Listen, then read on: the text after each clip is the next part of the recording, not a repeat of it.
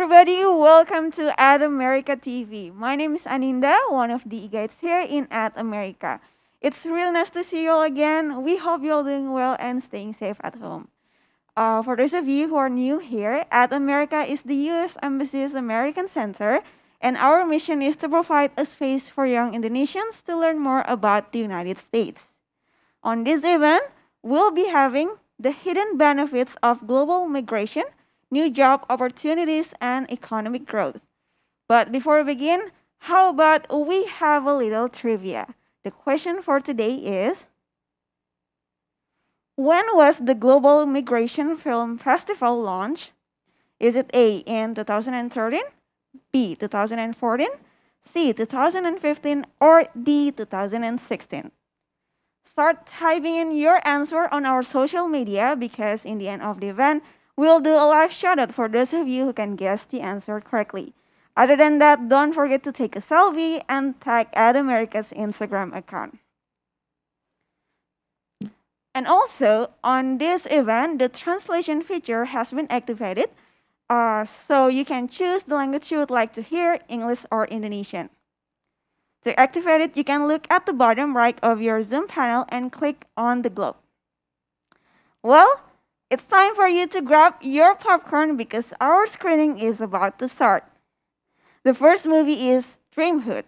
Dreamhood examines life in the International Village neighborhood in Cleveland, Ohio, and captures the transformation of a community as a neighborhood is revitalized and community continues to grow in terms of size and diversity. Without further ado, please enjoy Dreamhood.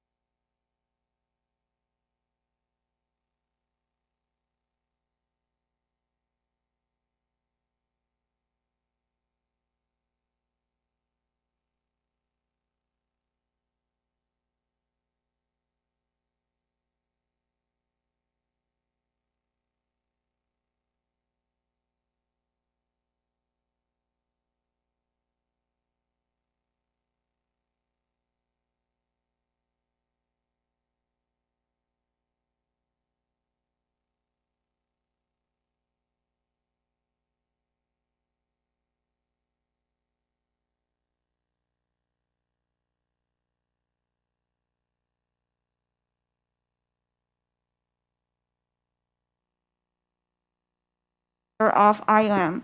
Mbak Aryani, the stage is yours.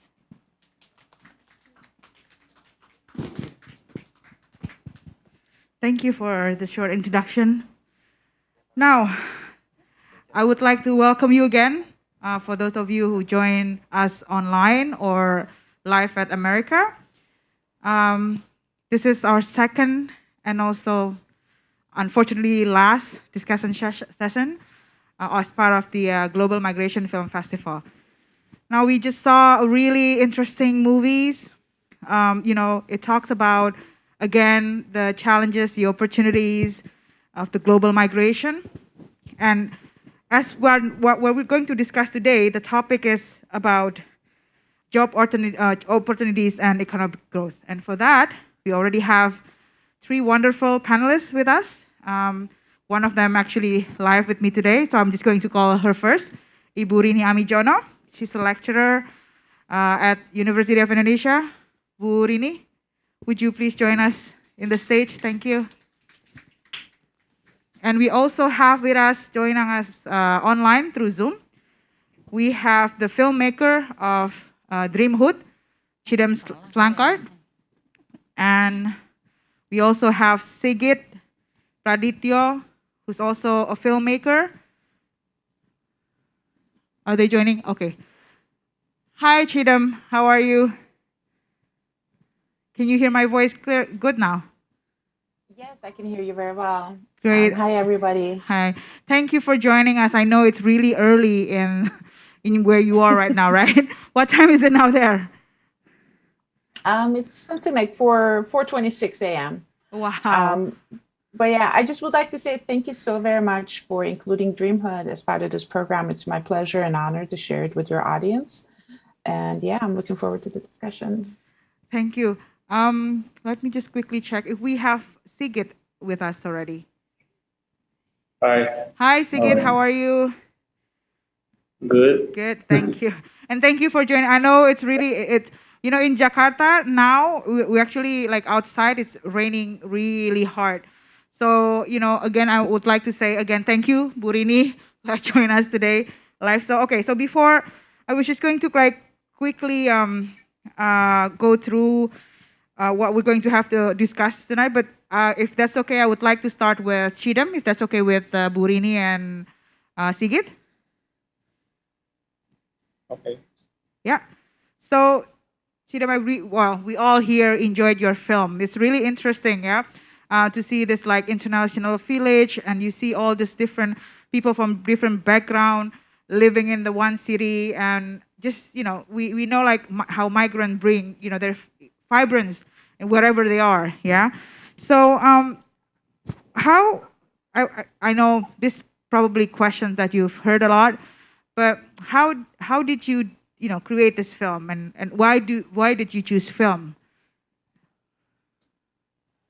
Sure. Yeah, it's a good question. I mean, why do we really do projects that we do, right? What inspires us, what draws us towards them?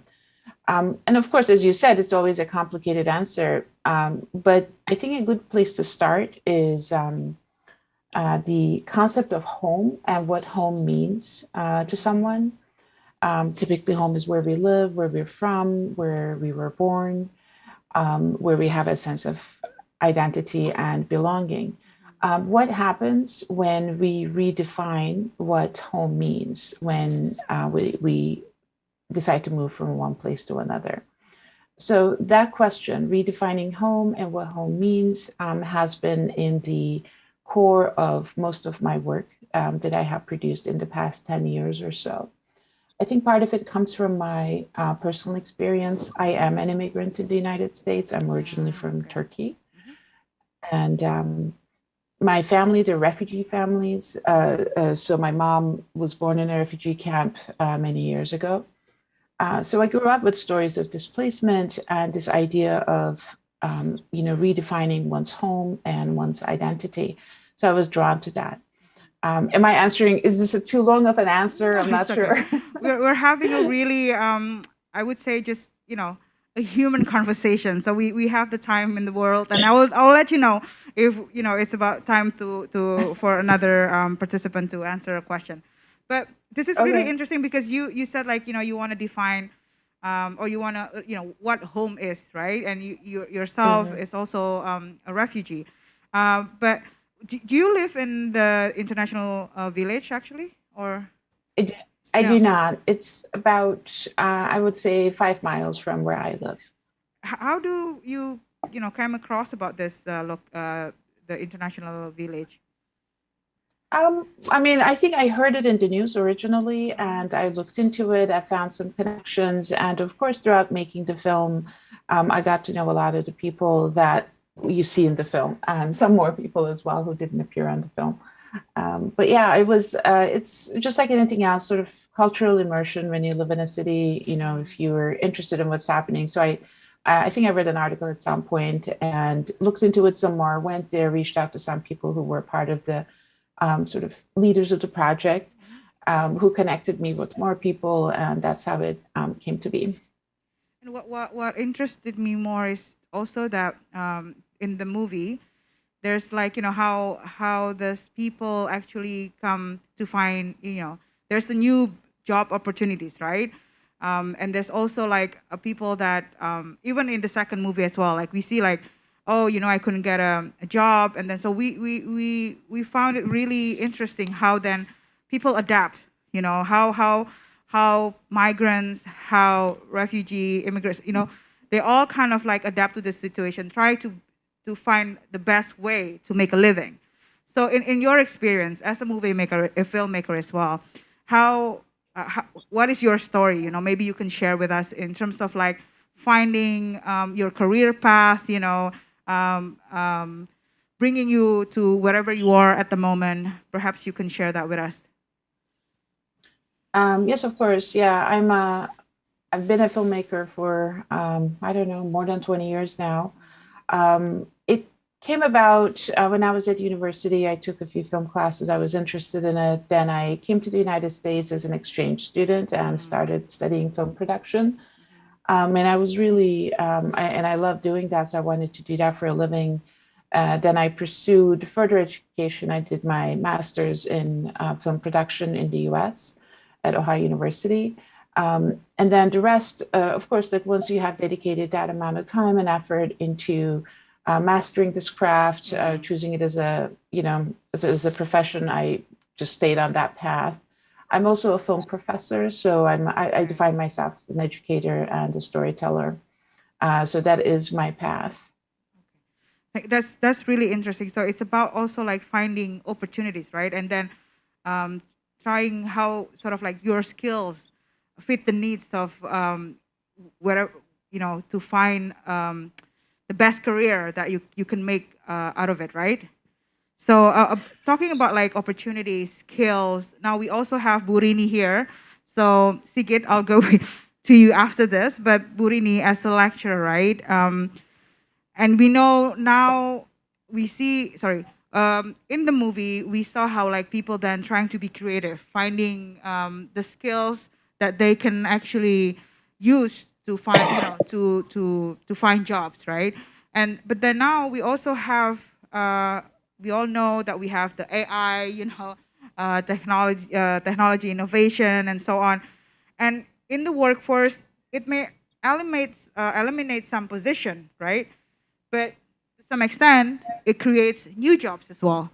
Now, how do we ensure then, based on your expertise, of course, that we have what we call the employability skills? Okay, like. Yes, you can. Yeah, we're doing a mixed conversation here. So those of you who join in Zoom, you can also tune in using the interpretation feature. So you can switch bahasa or English. Silakan Bu. Baik, terima kasih.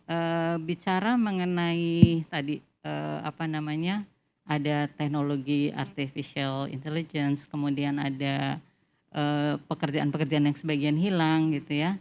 Memang kita bisa lihat juga informasinya banyak sekarang bahwa banyak pekerjaan yang tergantikan oleh mesin-mesin otomatis. Tapi kita juga akhirnya mendengar bahwa ada pekerjaan-pekerjaan lain yang muncul seperti pekerjaan-pekerjaan yang tidak bisa dikerjakan oleh mesin itu sendiri. Nah, itu kita mengenalnya dengan nama sebagian bilang employability skill, karena mostly employability skill itu adalah soft skill. Nah, kalau kita bicara soft skill itu ada dua kan, soft skill di diri kita dan bagaimana kita berinteraksi dengan orang lain. Nah, bagaimana kita bisa memastikan bahwa kita punya keterampilan itu, ya kita mesti membuat refleksi diri gitu ya. Kira-kira apa sih yang kita punya nggak kita masalah dengan itu gitu. Misalnya ya, kalau kita bicara keterampilan soft skill yang ada di diri itu kayak bagaimana kita punya kreativitas tadi. Misalnya kalau kita bicara bekerja secara global, bagaimana kita bisa beradaptasi. Kalau kita bicara mengenai interaksi kita dengan orang lain, salah satunya adalah keterampilan berkomunikasi, kemudian bagaimana kita bekerja dalam tim. Nah, kita mesti lihat lagi gitu, kita punya nggak kendala di situ gitu. Kalau misalnya punya, masalahnya kan ada dua, kita yang tidak punya keterampilan itu atau kita belum menunjukkan itu kepada orang lain gitu. Kayak contohnya Rina sebagai di sini communication specialist gitu ya, kan harus bisa berkomunikasi dulu gitu sebelum bisa berkomunikasi dengan orang lain. Nah, itu kan dilihat kalau misalnya nggak punya masalah dengan komunikasi, mungkin kita belum punya kesempatan untuk menunjukkan keterampilan kita. Tapi kalau misalnya kita belum, ya kita mesti lihat gitu, kita punya masalah nggak? Kalau punya masalah ya harus diperbaiki gitu, karena memang pekerjaan sekarang ini lebih membutuhkan, apalagi dengan adanya COVID ini ya, kerja di rumah, kita membutuhkan tim itu kerjanya di rumah masing-masing, dan kita harus bisa berkomunikasi gitu. Nah, itu mungkin salah satu yang bisa memastikan kita sebelumnya kita punya keterampilan itu apa enggak. Nah, kalau misalnya kita merasa itu kita punya kelemahan di situ, ya kita harus coba untuk tingkatkan gitu ya. Nah, cara meningkatkannya adalah dengan belajar dari hal yang paling kecil. Kalau misalnya berkomunikasi, bagaimana kita berkomunikasi dengan baik di rumah, mengeluarkan pendapat kita gitu ya. Dan juga misalnya habis kita mengeluarkan pendapat, kita juga perlu punya keterampilan mendengarkan, karena kalau kita cuma ngomong aja maunya kita tapi nggak bisa mendengarkan pendapat orang, itu artinya juga kita punya masalah di bekerja dalam tim. Nah, ini menarik sih Bu. Yeah, it's really hard to switch from Indonesia. I hope it's okay for you if I switch back to English ya Bu. So this is interesting because you said about, being basically being able to adapt, right? And then also maybe if I can conclude from what you're saying is also that we also need to know how to seek opportunities within ourselves first, right? And then we can sort of like identify, okay, so in which area that we need to improve. Now, we saw in the earlier two movies as well, right? Especially the last one. He said that, this is sort of like my dream, right? I want to open this barbershop because, there's a lot of restaurant already. And then he actually used that barbershop for him to also practice his Germany, right? Now, looking at that, and then what you're saying about communication skills, life skills, and how then people can sort of like prepare themselves, with this whole condition of, with all the challenges of the COVID-19, but also when we talk about global migration, right? We know people migrate for many reasons, most of them also, they migrate because they want to seek better opportunities. Now, how can we prepare ourselves, yeah. Mungkin saya mau sharing pengalaman saya sendiri gitu. Jadi lulus SMA itu saya sempat sekolah perhotelan di Bandung 1 tahun. Saya ambil jurusan pastry yang saya pikir waktu itu punya opportunity untuk berkembang lebih. Nah, lulus dari situ kebetulan sekolah saya itu punya program sandwich. Jadi 1 tahun ambil program 1 tahun, lalu kita disuruh magang. Nah, karena waktu itu zamannya adalah serba apa namanya perhotelan, kemudian makanan itu ada di Switzerland. Jadi saya melamar di sana untuk menjadi apa namanya internship. Nah, saya diterima di sebuah restoran yang waktu itu pemiliknya adalah chef terkenal di sana ya. Seneng banget gitu kan. Wah, nih jadi impiannya waktu itu pulang dari sana kira-kira dapat ilmu banyak, bisa buka toko kue gitu kira-kira. Nah, sampai di sana ternyata pekerjaan yang saya terima karena restoran itu ternyata nggak cuma punya cake shop aja, dia juga punya restoran. Saya ditaruh di pekerjaan saya itu adalah membersihkan sayuran untuk salad. Jadi habis dibersihkan lalu dipotong-potong gitu ya, ditaruh di tray, disiapkan untuk makan siang dan makan malam. Nah, waktu itu sebagai apprentice saya masuk bersama 3 orang yang lain, tapi 3 orang yang lain itu benar-benar pekerja teknis, artinya bukan apa namanya internship yang dari perhotelan. Jadi mereka tuh satu dari Spanyol, satu dari Yugoslavia, satu dari Senegal, dan mereka semua itu refugees gitu. Jadi saya bekerja sama mereka dan satu-satunya perempuan saya gitu ya. 1 bulan lewat, saya cuma mikir gini, nih kalau saya kerja gini terus, saya nggak dapat ilmu apa-apa. Padahal tujuan saya ke sana adalah untuk mengembangkan karir dan mendapat tambahan ilmu gitu. Saya pikir-pikir gimana caranya ya supaya saya bisa gitu. Nah, mulailah saya mencoba untuk berkomunikasi dengan chefnya gitu kan, bilang bahwa saya itu perlu menata apa namanya karir untuk mendapatkan ilmu baru. Nah, jadi di situ udah satu tuh, bagaimana kita bisa punya keterampilan berkomunikasi. Setelah itu kita negosiasi kan, oh ya nggak bisa begitu gitu kira-kira gitu kan, kamu harus mulai dari bawah. Oke, fine, aku bilang mulai dari bawah, tapi harus ada peningkatan gitu kan. Akhirnya dibuatlah satu perjanjian, kalau kamu bagus di sini kita akan promote pelan-pelan gitu kan. Dan saya udah bilang bahwa tujuan akhir saya adalah mendapatkan tambahan ilmu di bidang pastry dan bakery. Jadi akhirnya deal, mulailah saya di situ. Nah, tapi kan kalau saya mau nunjukin kemampuan saya, namanya juga internship gitu ya, ilmu apa, sementara yang lain udah senior-senior. Jadi saya mesti kreatif lagi nih, gimana saya bisa menarik perhatian mereka. Akhirnya saya mulai memperkenalkan dari makan bersama itu, saya bilang boleh deh saya yang masakin gitu. Terus saya kenalkan namanya nasi goreng. Kemudian zaman waktu itu alpukat itu masih dipakai hanya untuk salad. Lalu saya mesti perkenalkan, ini alpukat di Indonesia bisa loh dimakan sebagai jus dengan coklat atau kopi. Gitu. Terus saya juga bilang bahwa saya punya resep untuk bikin es krim kacang hijau. Nah dari situ mereka mau mulai mencoba, tapi nggak berarti terus saya yang buat gitu ya. Dia bilang, oh yang buat tetap harus saya, ya nggak apa-apa, tapi yang penting saya bisa memperkenalkan. Nah akhirnya tadi dengan cara seperti itu mereka mau menerima ide saya, dan saya juga harus berbesar hati bahwa resep saya nggak bisa dipakai 100%, mungkin karena lidahnya beda ya. Jadi mereka punya cara sendiri untuk menyajikan itu. Tapi itu menjadi satu kebanggaan gitu bahwa saya bisa berkomunikasi, mereka mau mendengarkan saya, tapi saya juga mau mendengarkan mereka gitu.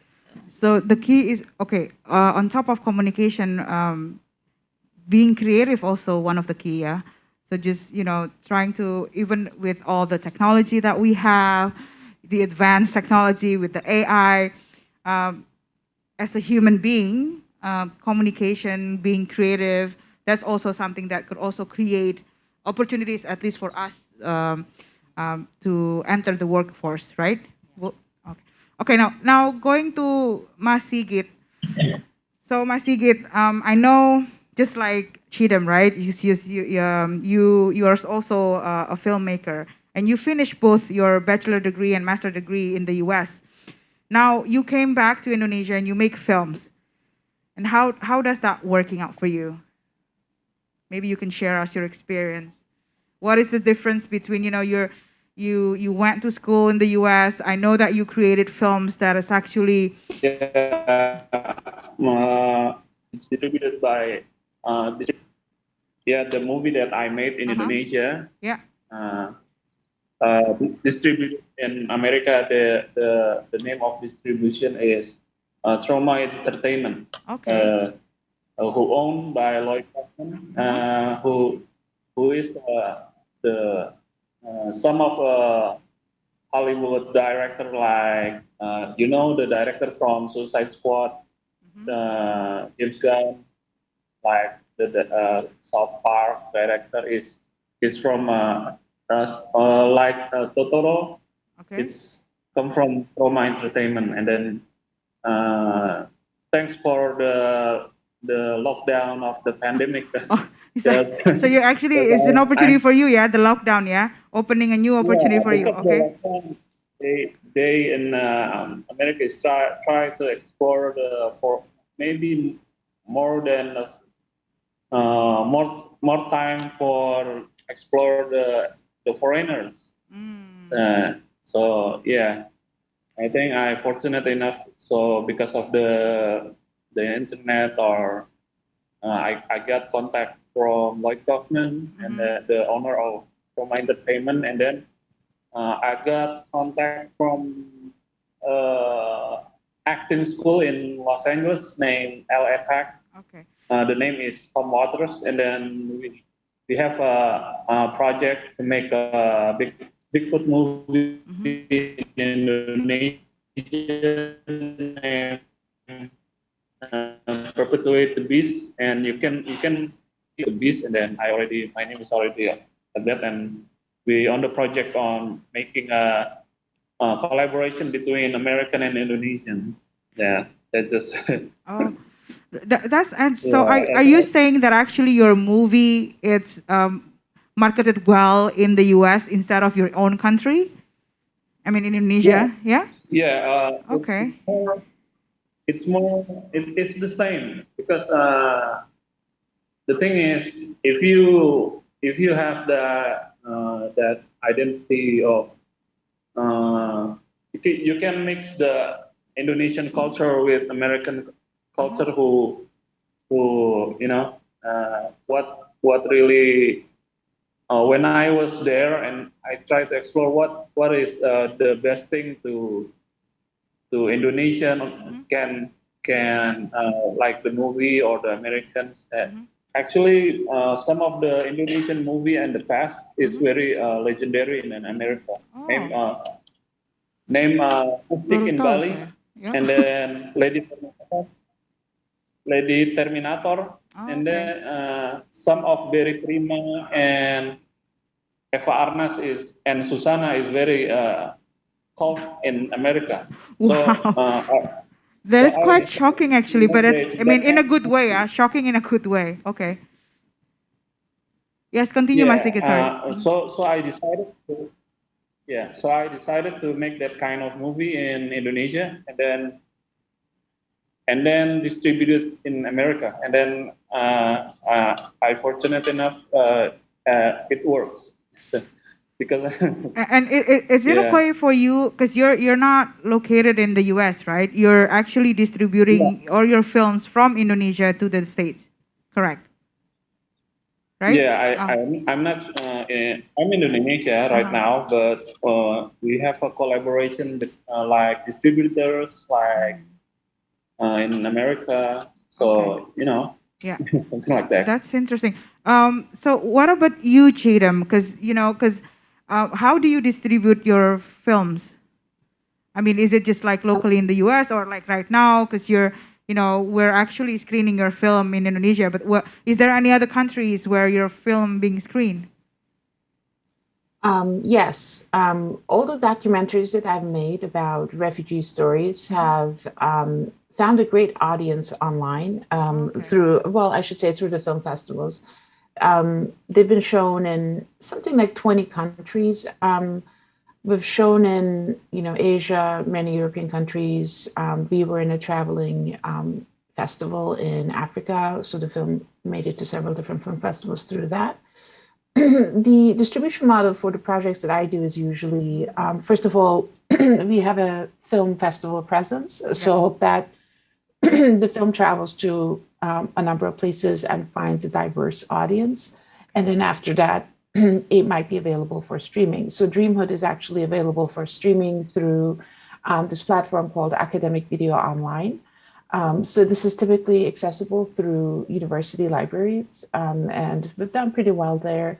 Other shorts that I have, they might be on video on demand, typically through a distribution company. But yeah, that's in short. I think that's how I have gone about it so far. This is really interesting because not just the person who's migrate, but if we can see, film can travel as well, right? So it can be unlike maybe I don't know, like 2 decades ago, where it's really hard, with limited internet. I know it was just the beginning of the internet. We don't have access like now, right? So that also not just seeing not can be seen as a challenge, but also being an opportunity, like what Sigit has, and also what Chidam went through with the films. Now, going back to Ibu Rini, with all this, like the internet, and with all this, like the technology, and how do we ensure ourselves that what we have is good enough, like our skills is good enough? So because it's an open competition, right? Like you said, like we have Sigit, who's in Indonesia, but he can produce film and distribute his films without even moving, to outside country. And then that goes also the same with Chidam. So maybe if you want to comment on that, Bu Rini. Oke. Kalau kita bicara apakah kita sudah punya soft skill itu tadi atau keterampilan yang lain, yang jelas kan orang harus mengenal gitu ya. Jangan sampai kita punya keterampilan itu hanya sifatnya sesaat atau sementara. Sehingga orang itu tidak melihat bahwa itu menjadi satu bagian dari memang keterampilan kita yang persisten. Artinya kalau kita tahu tadi kita mau mengembangkan satu keterampilan, entah itu hard skill ataupun soft skill, itu harus muncul dalam sikap kita. Nah, kalau sikap itu ditunjukkan secara persisten, itu kan menjadi behavior. Jadi orang memang lihat, ternyata orangnya memang kreatif ya, orangnya mau mendengar gitu, orangnya bisa berkomunikasi dengan baik. Nah, kalau yang tadi seperti saya contohkan pengalaman saya, itu cerita singkatnya, tapi bagaimana saya bisa meyakinkan mereka sehingga mereka memang percaya bahwa saya punya kemampuan itu gitu ya, atau percaya dengan ide-ide saya. Nah, itu harus kita tunjukkan. Jadi kalau misalnya kita mau refleksi diri, kita mesti bisa melist gitu ya, apa aja keterampilan kita, dan kalau bisa keterampilan itu diakui orang gitu. Nah, salah satu keuntungannya kalau orang mengakui, pertama kalau kita cari kerjaan, kita bisa minta mereka untuk jadi pemberi referensi buat kita, yang pertama. Yang kedua, kalau kita cari kerja kan biasanya suka orang confirm ke orang lain, kayak misalnya ada orang pernah kerja dengan Mbak Rina gitu ya, pindah ke tempat lain, pasti kan orang itu akan nanya, dulu dia gimana gitu ya. Nah, kalau memang keterampilan itu menjadi sebuah behavior yang baik, tentu kan Rina pasti akan kasih promosi, kok anaknya kreatif, anaknya rajin, bisa mengatur waktu dengan baik gitu ya, bertanggung jawab, yang kayak gitu-gitu. Jadi intinya kita harus bisa mengubah keterampilan itu menjadi sesuatu yang menjadi behavior kita, nggak cuma munculnya sekali-sekali aja, nanti dibilangnya dia mah baik, ada maunya gitu ya. Okay. Gitu. So again, it's about also life skills, yeah, just to kind of like making sure that we can compete, we can show who we really are, but also like how our skills going to be implemented, and then create trust, right, Ibu? Okay, so what about you, Chindam and Sigit? What do you think about, on top of course, your technical skills, that can, when you see, if you see how you're surrounding, Chindam, especially you, for the refugee community, how are they kind of like seek the opportunity available right now and then basically trying to make the best, for their career in life? That's a great question because the answer is, of course, complicated, but it's, I think there are two main approaches. One is opportunities and support that is made available for refugee communities. So that is schools that support them, jobs training, language training, any other sort of needs that they might have that, organizations here provide. And I think those are very, very helpful, and people take advantage of them to the best of their ability. Another thing that I have found absolutely remarkable is how refugee communities come together and see their own needs that are not quite met by the support systems that exist around them. And they create the additional support systems within the community. They might lack resources. They may not be very well off. They might be more restricted in what's available to them, but they come together, they see these interesting needs, and they meet them. And then there's this interesting crossover, I think, because when the community itself assesses a need and tries to do something about it, then organizations outside of the community can see that and provide additional support, and things become more, I think, systematic and ultimately more pervasive. I think we see some example of it in the film. One of the characters talks about, well, like they try to help, but they can't really help with everything. These are the needs that we have. So I decided to step in and create this, right? Like create this sort of system. I have found that to be remarkable, I think, is that, like, there's help outside the community, but then the community also takes action and initiates projects themselves. Thanks, Would you agree with what Kingdom is saying? So basically, apart from, trying to increase our own skills, but there's a need for, like, support, especially for the refugee community. Kalau tadi saya juga contohkan ke pengalaman saya, selain saya tadi mencoba untuk terus meningkatkan keterampilan saya juga harus bisa meyakinkan teman-teman waktu saya intern itu kan, bahwa saya memang punya keterampilan yang bisa diandalkan gitu, sehingga memang kita juga membutuhkan support dari mereka, kesempatan untuk saya menunjukkan gitu. Sementara saya juga bisa menunjukkan bahwa apa yang saya sarankan itu masuk dalam standar mereka. Oke. Nah, kalau saya mau ke Mas Sigit nih. Tadi kita ngomongin skills ya, opportunities and then skills. So in your line of work gitu ya, what are the skills needed, Mas? So because you said, like, you've been so fortunate that you can distribute films overseas. So what are the skills needed to be able to achieve that result? Which is that result you have as a film director, you must have a good vision that everyone can watch your movie, can accept your movie. Especially in this internet era, that globalized era. More like that, and you must have great surroundings, like skillful cameraman, and your surroundings must be really good, high skill surroundings. I think that because filmmaking is teamwork, right? It's not an individual work. So I think teamwork, that's also mentioned by Ibu Rini. That's actually one of the skills as well, right? The skill set. What do you think, Chidam? What are the skills? Absolutely. Yeah. Go ahead, please elaborate. No, I was just saying that, so we identified several skills, right, needed on top of, like, our technical skills. And then Sigit mentioned also, as a filmmaker, you also need to have, like, a good teamwork, which so means that being able to work in a team is also there's also a skills need to have, right? What do you think? Absolutely. Film is a highly collaborative field. it's very rare that someone makes a film all on their own.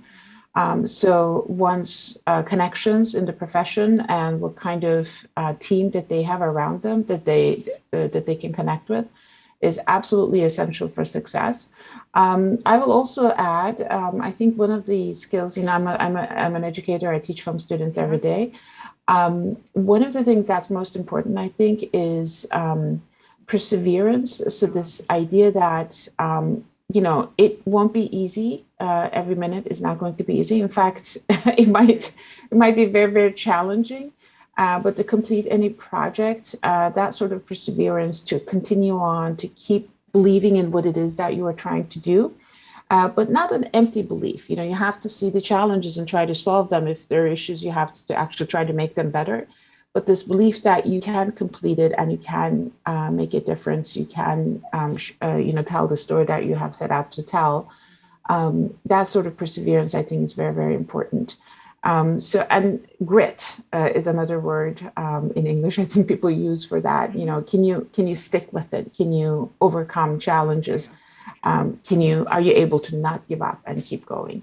I think that's very important for a filmmaker's career. I have another question for you, Ansigi, before we go to the audience. Burini earlier mentioned also about, with the AI and then technology innovation, we always need to strive, right, to find a way. How can we seek opportunities? But in terms of like technical innovation, how do you use that in the movie making? For you both, Chidam and also Sigit, because Sigit, mostly you work with animation, right? Yeah. So not always animation. Okay. Sometimes when we need it, we're gonna use that kind of green screen, or right now is LED screen for the special effects. The LED screen is like the newest innovation for more like green screen technique for animation. So yeah, I think I have planned to make that kind of studio here in Indonesia. So you need to continue to follow and invest in technology as well. Is that what you're saying? Not invest, but I have an investor. I'm gonna, make the special effects studio for the movie. So you need to also find sort of like a partner, right, to collaborate and because if you just keep continuing following with the technology, not every one of us can keep up. What about you, Chidam? Of course, since the invention of cinema, technology as it evolves has been an integral part of what kind of stories can be told. So as you have access to new technology, it not only makes things easier, but it also changes the kind of stories that can be told. Think about some of the examples that Sigit gave, access to green screen or visual effects. That really changes the types of stories that can be told, that changes the nature of cinema.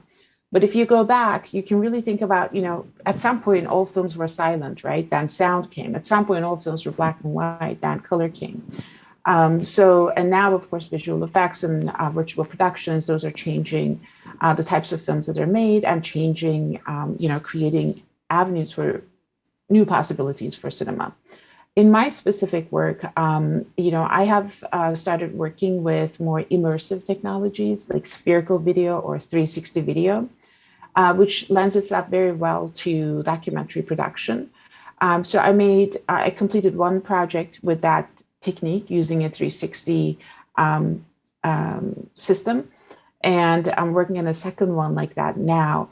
So again, new technologies affect the way we tell stories sometimes, and for the most part, in a good way, So keeping up with technology and letting.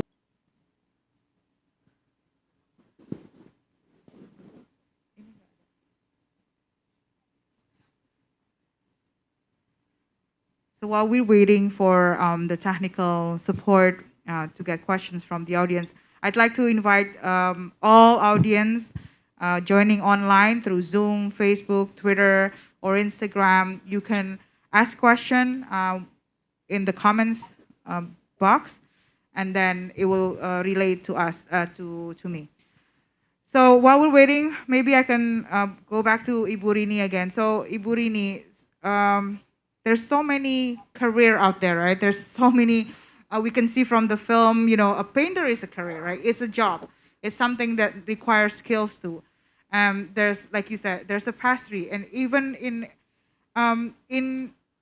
as a lecturer, like how do you prepare your student, you know, for them entering the workforce? Oke. Yang bisa kita siapkan kepada anak-anak kita, karena kita tahu bahwa sekarang kan eranya era globalisasi, sifatnya juga digital, di mana informasi itu dan pekerjaan itu bisa dilakukan dari mana saja, lewat apa saja gitu. Sehingga mungkin yang akan lebih disoroti oleh kita adalah ke arah globalisasi itu sendiri, di mana mereka harus bisa menerima keragaman gitu ya, dan bagaimana mereka juga bisa beradaptasi dengan perbedaan-perbedaan, baik itu bahasa, kultur, budaya, juga bagaimana mereka bisa punya daya tahan ya untuk bekerja bersama orang lain dengan kultur yang beda. Kayak contohnya hari ini ya, Cidem sharing sama kita pagi-pagi sekali gitu. Mungkin kalau pekerjaan itu dilakukan secara global itu juga menjadi satu tantangan tersendiri kan. Nah itu sih mungkin menurut saya, jadi kreativitas, adaptasi. Nah termasuk juga yang mungkin perlu disoroti adalah berpikir kritis, karena semua informasi begitu terbuka, sehingga kita juga perlu memilah-milah gitu kan, mana yang relevan dengan kita, mana yang enggak, apakah berita itu juga atau informasi itu benar atau tidak. Itu menjadi salah satu yang kita coba untuk mahasiswa itu mulai berpikir ke arah sana gitu. Nah tapi itu kan hanya di sekolah, itu kan hanya sarana tadi di universitas. Yang penting tadi bagaimana mereka mau mempraktekkan, lalu mereka merubah perilaku mereka menjadi sebuah behavior yang menjadi kehidupan mereka sehari-hari gitu. Karena kalau mereka cuma tahu aja tapi tidak mau merubah sikap lalu menjadi perilaku yang kontinu gitu ya, itu nanti akhirnya nggak ada manfaatnya juga. Sehingga memang perlu bagi mereka untuk melatihnya sendiri gitu, mulai dari hal yang terkecil, yang mulai dari rumah, kemudian dari teman, atau mencari organisasi yang bisa membantu mereka untuk meningkatkan keterampilan itu. Terima kasih Bu Rini. So now we have questions from the audience through Zoom. The first one is from Hafid, and question goes to both Sidam and Sigit. Can you share the comparison in working in your profession from your place of origin to abroad? What are the differences? Perhaps especially Sigit with his Indonesian experience. Do you want to go first, Sigit? Okay. The thing is, the funny thing is, I don't want to underestimate my fellow Indonesians, because they are also very good, but sometimes they are just ngaret, you know. That's it. I think. Sorry, the last part, because they are what, discouraged? Is that what you're saying? Did we lose Sigit? So while we're waiting, maybe we can go to Chidam first while we're waiting Sigit to reconnect. So based on your experience in your profession, right? How the difference between if you're like working abroad and where you're working in your own environment? Sure, yeah. So as I mentioned, I'm from Turkey. So I studied, I finished college in Turkey, and I started taking my first film classes in Turkey. But then I really became a filmmaker in the United States. Now I live and work in the United States. So if I compare those two countries, when I was a college student, let's say 20 to 25 years ago, I think opportunities were much more limited in Turkey. You couldn't just be a college student and take a film production class very easily. It wasn't available all over the place. and sometimes technology and the way family economics work, cameras and technology may not be available to everyone. Even though cost of equipment have come down everywhere, it's still a pretty major expense for a middle-class Turkish family. So in the United States, the biggest difference for me is the availability and easy access to that technology. But mind you, at the time, we shot everything on film, on 16 millimeter film at film school, which was a very expensive endeavor in the US as well. So that was very, very challenging for me to sort of deal with. And then, of course, in the past, I'd say 10 to 15 years ago, the digital tech became so much more available, which really democratized the film and storytelling opportunities. So anyone can have access now. And there are so many more opportunities to tell stories and to get them out there.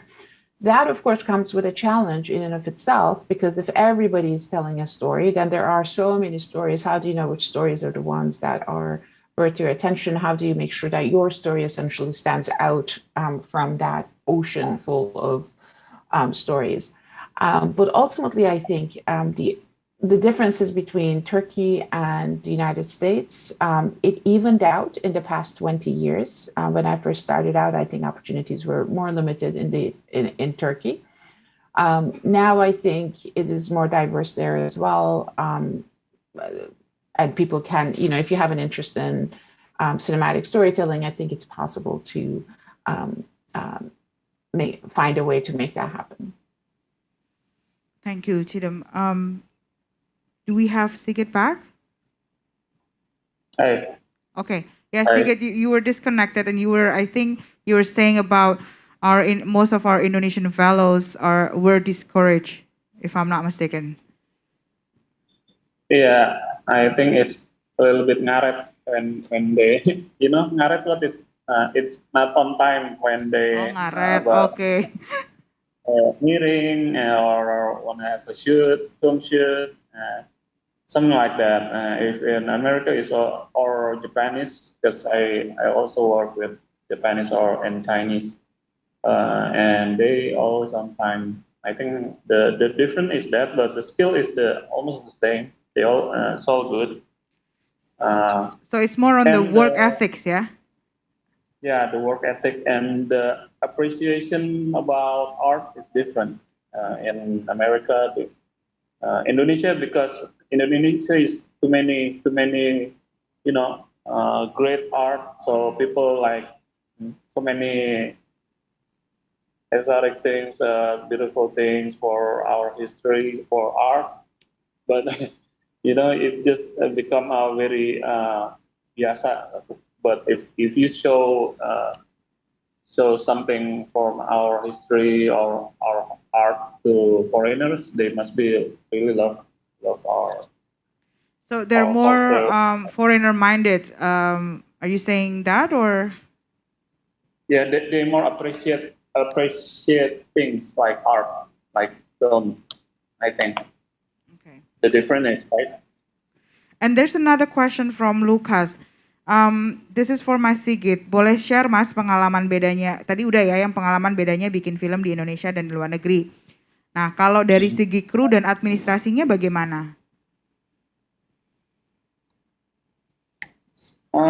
Pretty much the same when it comes. Depends because pretty much the same. Administration but they have dia udah punya misalnya standar gaji untuk kameramen, editor, for cameraman. In Indonesia they don't have that kind of stuff. Belum ada standar dalam hal budgeting untuk kameramen, untuk editor bisa berubah-berubah gitu kalau produksi di Indonesia. Faktor penentunya apa tuh Mas? Kalau yang tadi bilang berubah, karena kan tadi bilang nggak ada standarnya gitu, nggak ada standar bakunya. Nah, terus faktor penentunya apa? Di Indonesia ya? Faktor penentu kadang kita kerja sama networking gitu, teman gitu. Kayak bener. Kalau di sana ya kalau apa eh, punya koneksi di sini jadi bisa murah. Kalau di sini ya, kalau di sana ya harganya sama aja gitu. Punya standar untuk POP segini gitu. Kalau nggak salah ya, budgetingnya tuh jadinya nggak nebak-nebak gitu. Soalnya standarnya untuk levelnya tuh segini. Untuk gua baru permulaan terus pertengahan gitu kayak gitulah. Oke. Ada standar harganya gitu Oh. untuk itu. Nah ini, Tiap apa? Iya nggak sih? ya, oke. Yang Nah, terus sih gitu. ini menarik sih. Nah, now I want to move to Chidam because you earlier you explain about the difference in terms of like the tools, right? The technology. Now, this is something I think I need to ask you this as well. This is a question originally from Lucas to Sigurd. So, what about the crew? Maybe you can just share a bit of your experience, having differences, creating movie in Turkey, how that difference especially about the crew and the administration of creating a film. It works in a similar fashion. Here there's not a lot of difference in terms of Turkey and the US as far as how the crew works. I think the standards for pay might be different, as Sigit mentioned. I have not produced with a Turkish crew, so I'm not really sure how that exactly works. But I will say, if you're working for a big production that is supported by an organization, let's say a television channel or a network or a studio, typically there's a bigger budget, and then the pay rate is more commonly observed. But for more independent productions, as Sigit mentioned, often it starts with a network of professionals, sometimes friends, who come together. Sometimes people even work for no pay, for deferred pay, simply because they believe in the mission of the project. And you move forward with the idea that once the project is successfully completed, it will generate either the impact that you set out to do, or bring an income to sort of, make up for whatever the pay gap there was in the production of it. Thank you. Now, the third question came from Amira Putri. This is for Ibu Rini. I want to ask, as fellow academics, to Ibu Rini, do you have any experience migrating your profession? How is it, and any tips to make it more smoother for future global academia like me, who just started? So migrating profession, maybe changing profession, what she meant, yeah? It seemed like you had, because you mentioned earlier about being, pastry chef, and then now you're a lecturer in economics. So maybe you can share that experience. Oke, jadi setelah saya sekolah di perhotelan, lulus D3, kerja di hotel manajemen nih ceritanya, ditaruhnya di bagian marketing. Kebutuhan itu kemudian muncul pada saat saya ditaruh di sana, kok kayak ada yang kurang ya. Maksudnya gini, saya kayak kurang paham sama yang ini deh gitu ya. Orang lain udah bicara kemana-mana, kok saya nggak paham. Akhirnya saya cari tahu gitu kan, untuk dapetin ilmu itu di mana sih gitu. Oh, itu harus sekolah lagi, namanya manajemen. Lalu saya pikir sekolahnya di mana gitu ya. Nah dari situ cari-cari, nah ya kebetulan aja mungkin ya, opportunity sama kebutuhan itu ketemu gitu. Jadi saya sambil mencari-cari informasi itu, sekolahlah saya di program ekstensi di FEUI gitu. Nah dari situlah karir itu ternyata terbuka habis saya sekolah di sana, dan ternyata nih saya sekolah di perhotelan. Selama saya sekolah di perhotelan, saya juga baru realize, itu juga realize-nya setelah saya ngambil S1 gitu ya, bahwa nilai saya tuh lebih banyak bagus di manajemen seperti keuangan, manajemen secara umum organisasi gitu. Jadi waktu saya ngambil ngambil manajemen, saya perdalam yang kira-kira menurut saya bisa menunjang profesi saya untuk bekerja di perhotelan. Jadi saya ambillah waktu itu marketing. Belajar dari marketing, ternyata dari marketing juga mentok lagi nih, kok saya nggak ngerti keuangan ya, gimana bikin budget marketing gitu. Akhirnya saya ngambil keuangan, nah gitu ceritanya. Jadi apa namanya, ilmu itu bisa, artinya skill kita bisa berkembang karena ada kebutuhan di mana namanya, di tempat pekerjaan yang mungkin kita pikir kita bisa memenuhinya dengan cara meningkatkan skill kita gitu. Nah, akhirnya singkat cerita jadi gitu tuh, habis dari perhotelan ke marketing, dari marketing ke keuangan, akhirnya sekarang dosen gitu. Terus di pasar modal, dari pasar modal pindah lagi ke soft skill. Oke.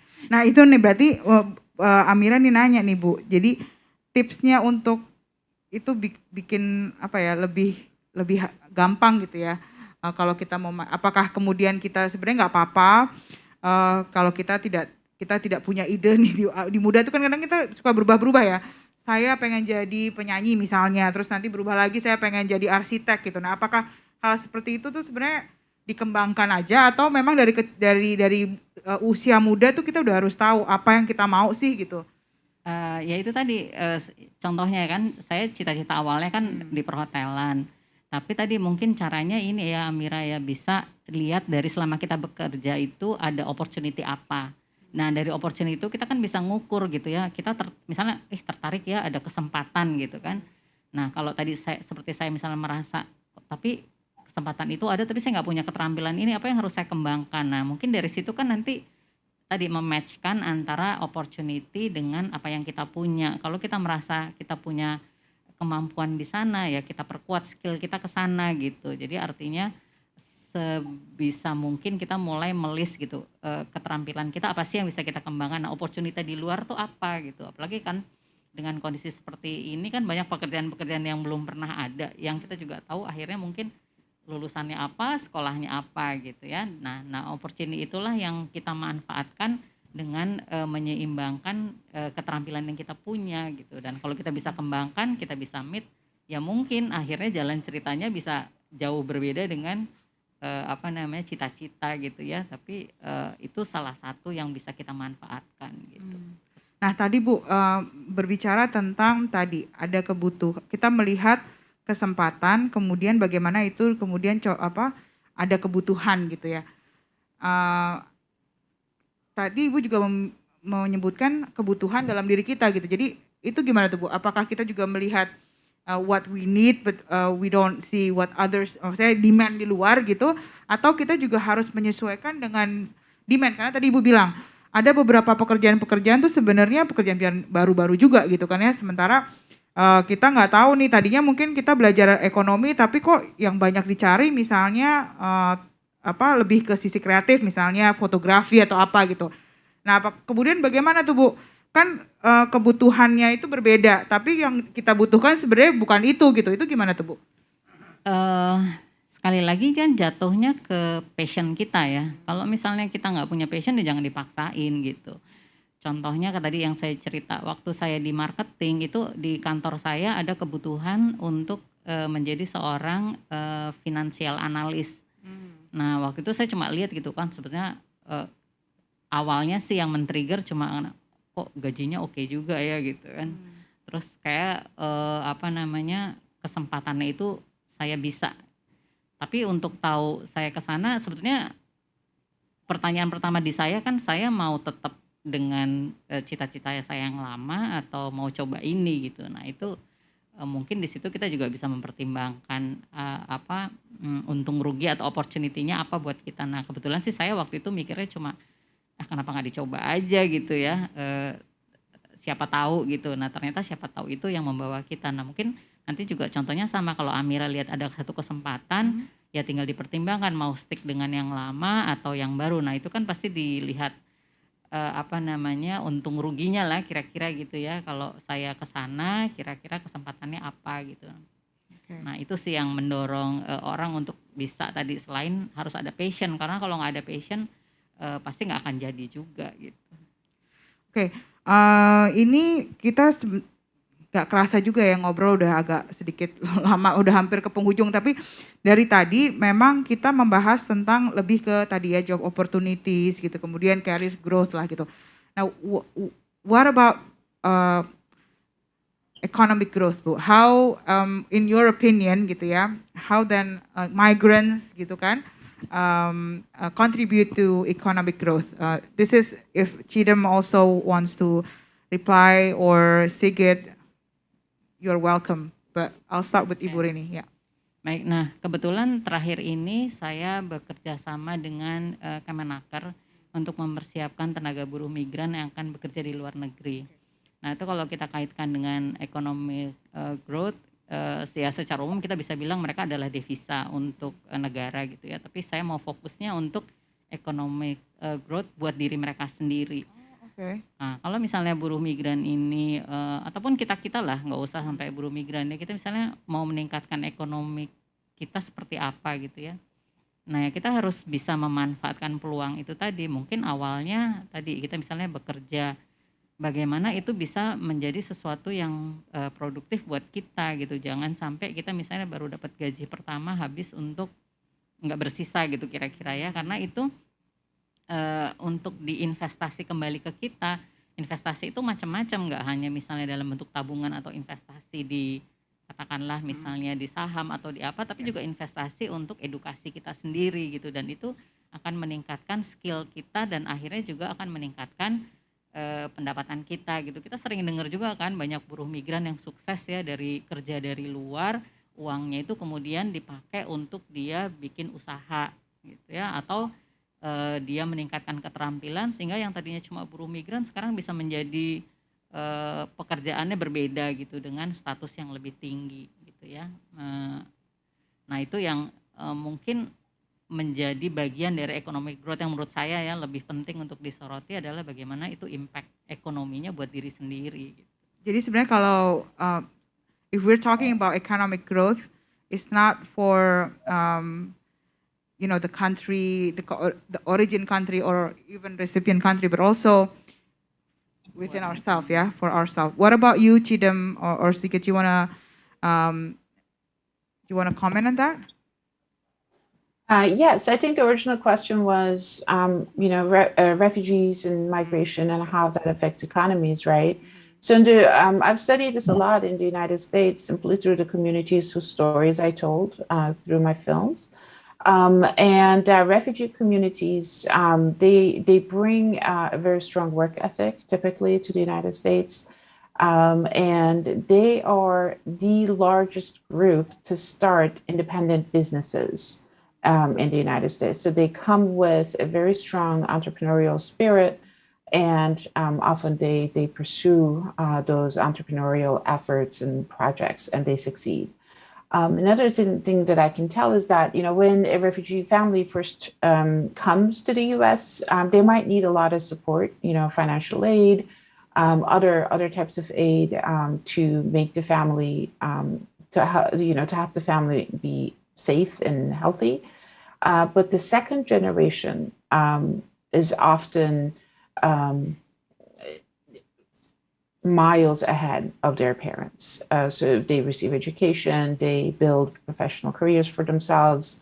And so that has been a really, really remarkable thing to observe for me. Sometimes when you look at refugee families who have just arrived, the parents may not be that happy. They're happy because they're safer, but they miss their homes, they miss their connections. Sometimes their opportunities are more limited because of language barriers and skill barriers. But when you look at the next generation, their children are often so much better off. So that's been an interesting observation, I think. Thank you. Sigit, do you have any comment on that, or? Yeah, about economic growth for immigration, right? Yeah. And some of I know in the creative industry is so many who guerrilla to Amerika yang dimana dia kerja kasar, tapi pas di sana dia sebenarnya di Indonesia udah punya skill, dia already have animation skill, and then when they menjadi pekerja kasar di sana seperti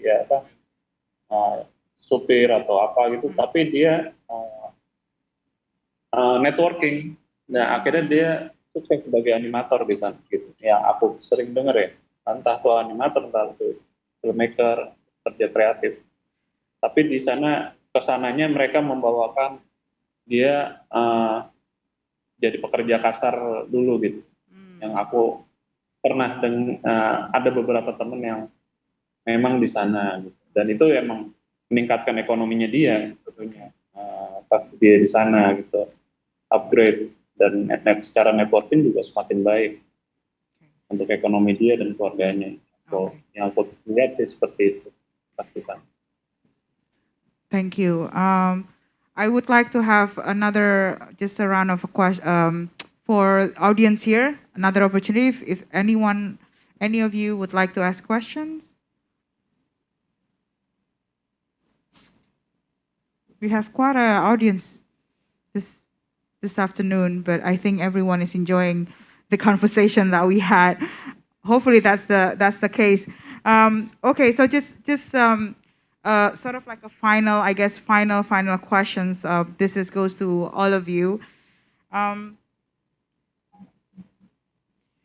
So in terms of like global migration, and then how then migrants, wherever they are, it seems that they contribute to economic growth, right?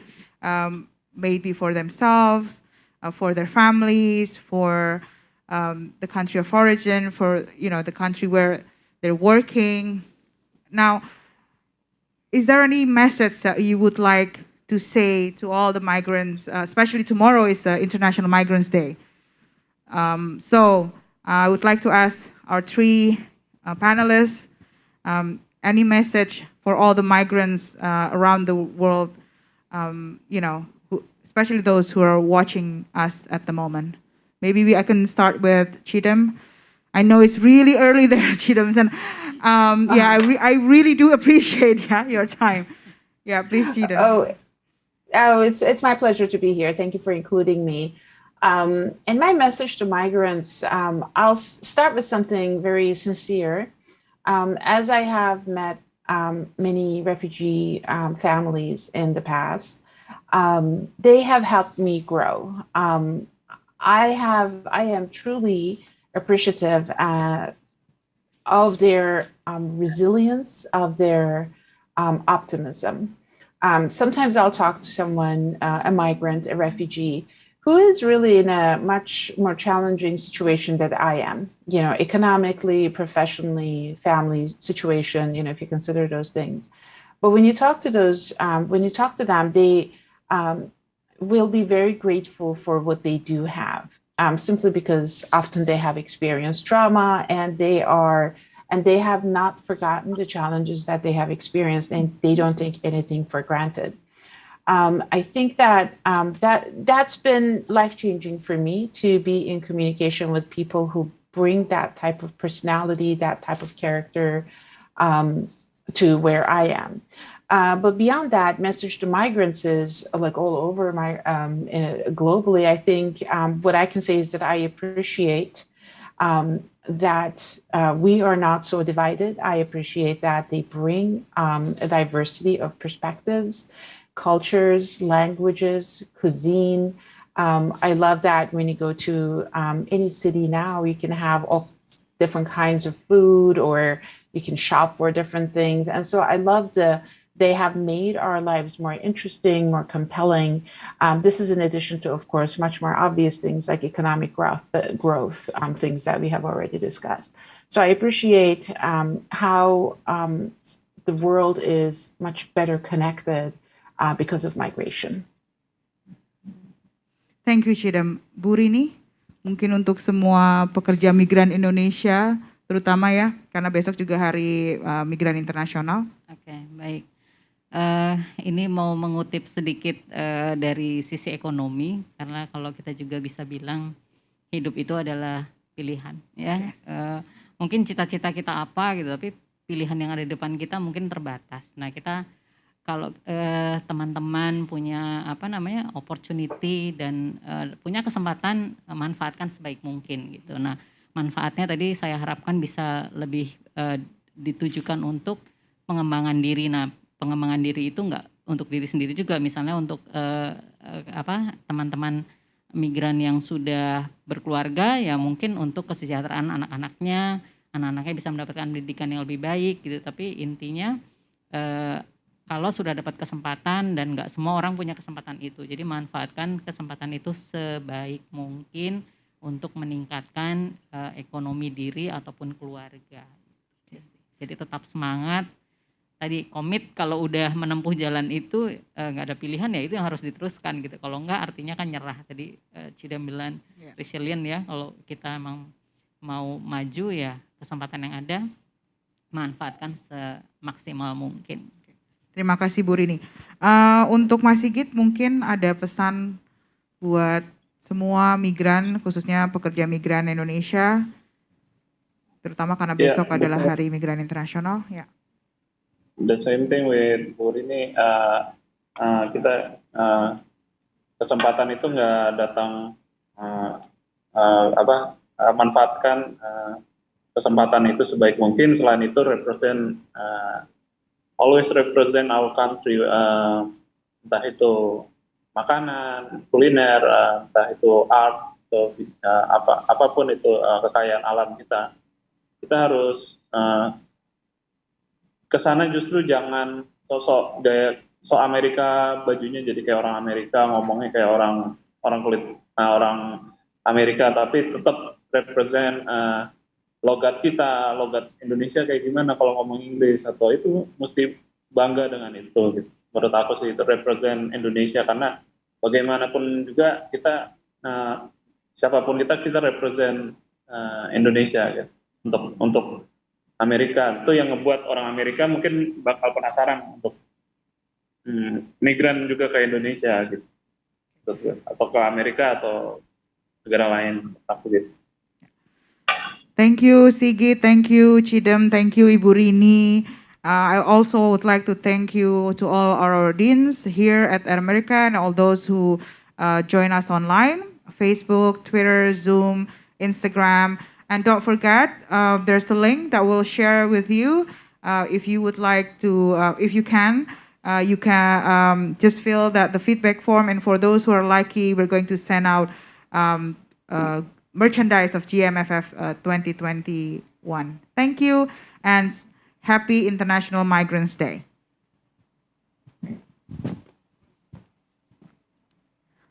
Give a big applause for our speakers and moderator for today. Thank you so much for the insightful discussion. Earlier in this event, we asked our audience, the question was, when was the Global Migration Film Festival launched? And the answer is D, 2016. Shout out to @MustikaMW from Instagram for answering correctly. And thank you to everyone who has participated to our question of the day. Don't forget to tune in next time and catch a chance to get a live shout out from us. Now, you may be wondering, how can I develop an awesome idea with a place like this? Very easy. You can send your event proposal to us by visiting our website at www.america.org.id, select Create a Program, and go to Collaborate with us. All the event's proposals will be reviewed and your event might be featured here soon. Also, while you are on our website, don't forget to subscribe to our newsletter to get our weekly event updates. Well, that wraps this episode. It's been fun. Unfortunately, we have to say goodbye. You can follow us. We are on social media, Facebook, Twitter, Instagram at AT America. You can get fun content, giveaways, and so much more. Also, subscribe to our YouTube channel. Again, thanks for joining us. My name is Aninda. See you next time. Bye-bye.